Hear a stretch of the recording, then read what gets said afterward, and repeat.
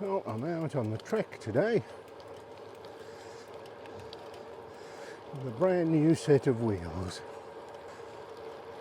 As regular viewers will know, I've had all sorts of problems with this bike. Breaking spokes. And in the end, the bike shop decided they would rebuild the wheel using DT Swiss spokes. And I thought it was worth a try, because there weren't really any other alternatives. And in fairness, that wheel has been all right. But I haven't ridden the bike that much, and kind of had a bit of a confidence issue. I am heavy. Let's not beat around the bush. And I'm quite powerful. Doesn't mean I'm fast. If there's a car coming and there's a little gap at a roundabout that I can get through, I've got quite a reasonable kick. And that is what seems to be breaking the spokes. But I have been backing off. I have been consciously not putting too much power into the pedals for fear of breaking the wheel again. And the bike shop said, if you break those wheels, you're going to have to get you some Hope wheels, because that's what we give to all our wheel breakers.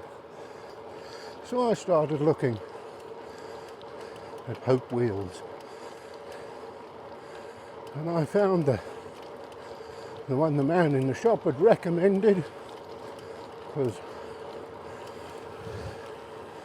I don't think I'm at a level where I need carbon fibre wheels. So I thought, yeah, that's the one I need. £450, which I thought is not cheap for a set of wheels. But then I found out that was for one wheel, and I thought, no, that's too much. I'll stick with what I've got. But then an advert popped up on Facebook, because they say Facebook isn't listening to you, but it absolutely is. And it was for a set of Hunt 4 Seasons Superdura. And I read the advert, and it said these are wheels designed for people who ride all weather. Yep, that's me. Fat bastards. Yep, that's me. And powerful riders. And I checked. Is that for two wheels? These wheels are rated for riders of 120 kilos, and I'm under that. And a system weight of something ridiculous, like 165. I looked at the price, and they had a bit of a discount offer on, and it was £359. And I checked. Is that for one wheel or two? Well, definitely two. So I bought them. And of course, then the fun began. I recently had a new chain on the Trek. Might be an idea to put a new cassette on. So I got that. And then I ordered disc rotors. And then you need a special tool to put on the cassette. So I thought it might be an idea You never know, you might want to change your own cassettes in the future. So I bought one, reliably informed that it would work for the disc rotors too. So when I decided to put all the wheels together, it turns out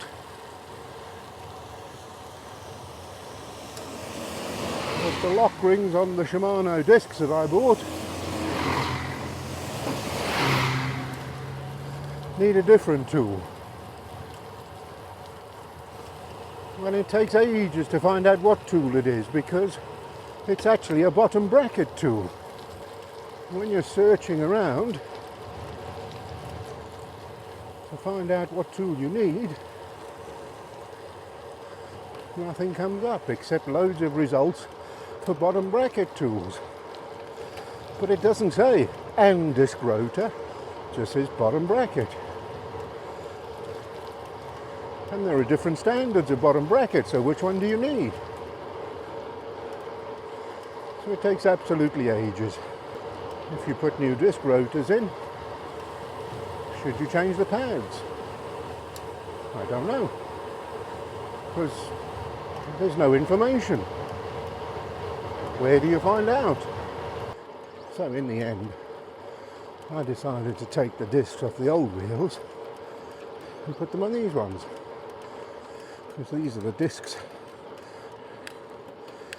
that are worn in with these pads. And then I decided to put the cassette on, and it says there's a spacer which you need for 10-speed cassettes. If you're putting on an 11-speed cassette, you don't need it, unless it's a wide ratio 11 speed. Well, what does that mean? I don't know. So after another half hour with Google, I ended up finding it on the Shimano website. Yes, you do need a spacer for this cassette.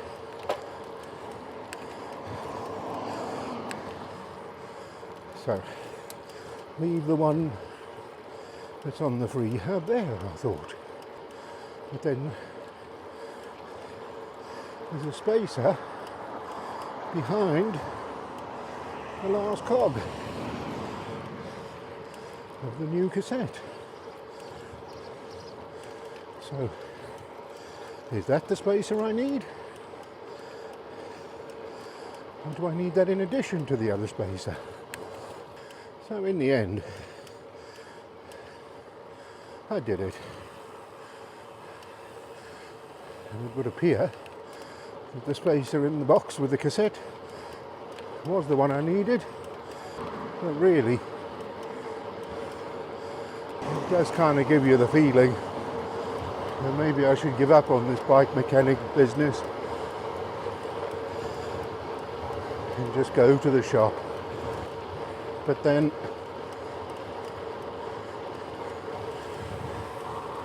isn't that just the aim of it?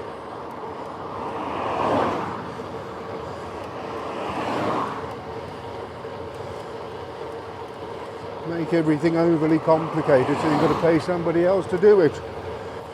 Our wind today is really strong. I'm normally doing 30 miles an hour down here. So what do we think of the wheels after all of that? Well, I got them for the extra strength. So we'll keep that in mind, because the bike certainly doesn't feel any lighter or faster, even though they claim to be lightweight. And that also surprised me. I know the head of Trek said you can have light, strong and cheap. Choose two. But here we have wheels that claim to be strong and light, and they're reasonably priced. And unfortunately, there's even more bad news, because the back of the bike is bobbing up and down.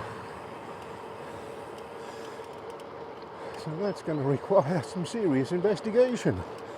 But at the moment, it feels like the wheel is oval. And that's not what you expect from a wheel manufacturer. And they are literally brand new out the box. I'm afraid you'll have to wait until a future video. And I'll tell you whether I sent them back or found the problem and it was easily cured. Because the other thing about these wheels was that they said, do not put on used tyres. You're setting them up tubeless. Well, I think tyres are too expensive to just throw away.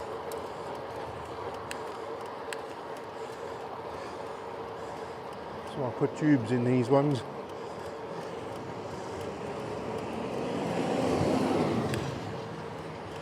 Keep them till they wear out and then go tubeless.